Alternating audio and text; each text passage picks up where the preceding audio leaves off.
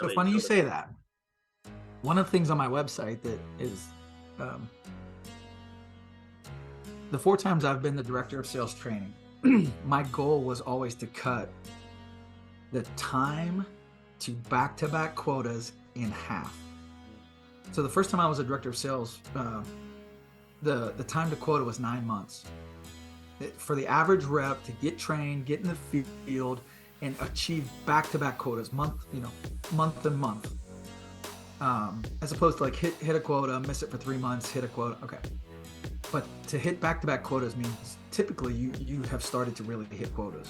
Yep. Okay, I can cut that in half, and part of the reason is because the way we train and the way we use the tools and we do point of the slide is they're more effective in the field.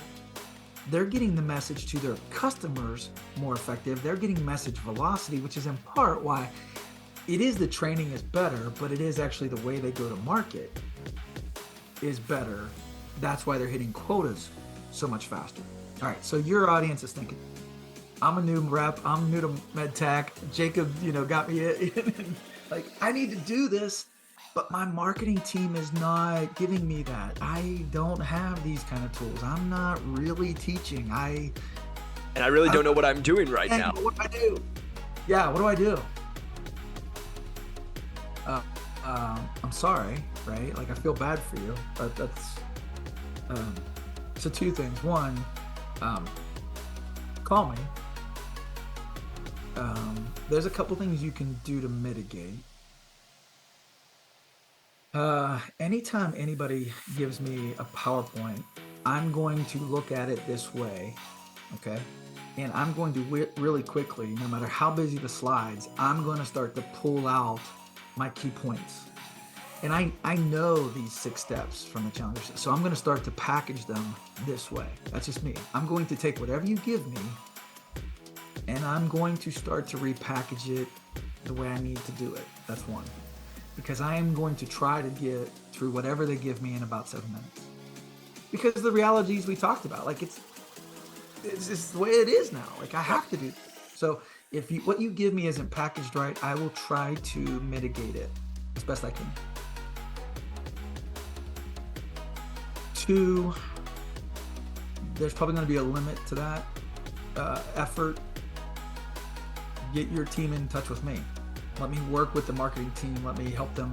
I'll explain this to them. They'll like it. We'll start to get to work and fix it for you. If the reality is that you really aren't teaching, you really aren't showing people anything, you're sync talking, or I don't know. I see a lot of things where people talk too much, right? Take this message to heart. Change your mind about this. Look at the tools you've been given and see what you can do, right? And you're gonna have to start practicing. This is gonna take some practice. We went and we said presentation skills, and now I've kind of redefined what you think is presentation skills.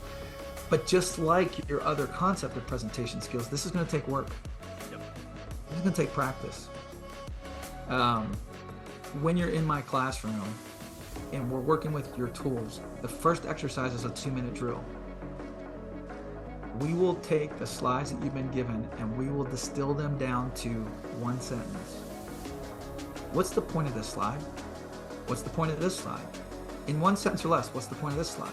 In 1 sentence or less, what's the point of, and we will literally get it to where you are forced to be super concise and just capture the ideas, because you got to get through those 30 or 40 slides in 2 minutes, period. That's the first exercise.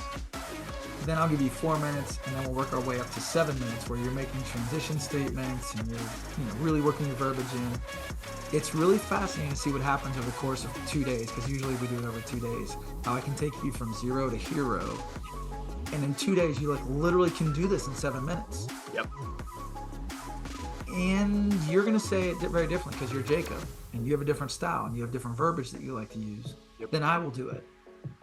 But what's really super interesting when you see a classroom full of people hitting the points, we're all hitting the message, we're saying it a little different, but we're all getting it across. It works. So I'm sorry if this looks super challenging. I'm sorry if some of the limitations are actually on your own marketing team.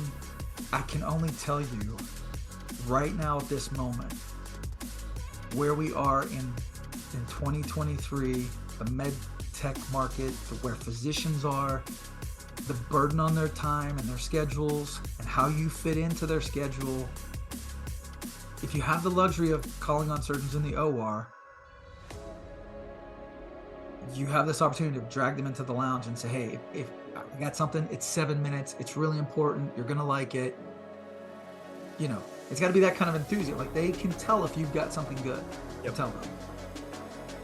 And then you got to deliver. And if you do a good job, and if you do it this way, I'm telling you, they will extend the time. 100%.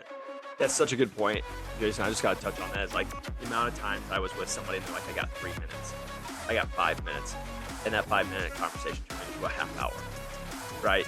Well, here's the other thing. I've seen you at a booth recently on LinkedIn, and I know you've been traveling, right? So a lot of times we end up in front of a booth. You've been at a booth. Yeah.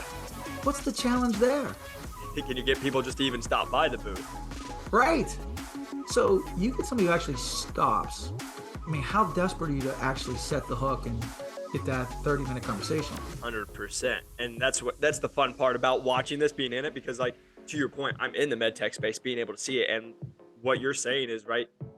What you said in the beginning is we're talking to these surgeons that they're doing this for their life all the time. And guess what? They have reps coming at them all the time, telling them what they need to hear, all this stuff. But what is different about yours? What provides the value? And the points you just went over the last 30 minutes, that's what you guys need to really understand, because I've seen it in my own work. Is, just last week when I was in San Diego, right? We put it out there. We have a conversation. There's a question raised. And then, and again, we always hit them with, because we're in simulation, right? You do much simulation, right? Or is there much training? I just need to know what we're working with, because that's going to dictate how we phrase it and go with everything. Then we just set the hook, and to your point, then it's able to go. We just had one person, absolutely loved him, at a big university with a resident program, sat on booth for 35 minutes. And then they're telling us everything, right? What you said, here, you reach out to this person, this is here, use me, bam. And it turns into this part. And the one part I also wanted to mention to everybody is, coming from the largest medtech company in the world, knowing, or medical device company in the world, and knowing that I've seen the challenges even being in medtech, where when you are at a giant company, things move slow. Things, even marketing, right? The initiative on a marketing, it could take a year for them to get it approved, say, hey, yeah, this is what we're going to go with, and this is what we're going to push. And did they check with the sales market or anything?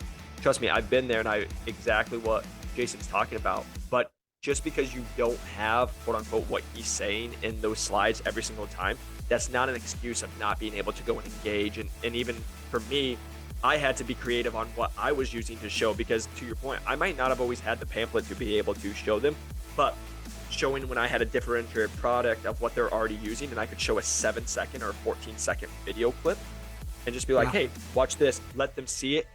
And then what happened was, by that video, they were intrigued. That opened up the whole conversation. Or they saw it and they're like, nah, don't care, right? That it gave me a feeling. But a lot of times when I was at these big medical device companies, that maybe I didn't have all the resources that I thought I was going to help me be effective, being able to be creative, to still do what Jason just went over, to set the hooks, be able to get those warmers, and be able to continue that conversation to get your meeting. And we talk about this is how I helped grow my territory from the lowest to top 10, right?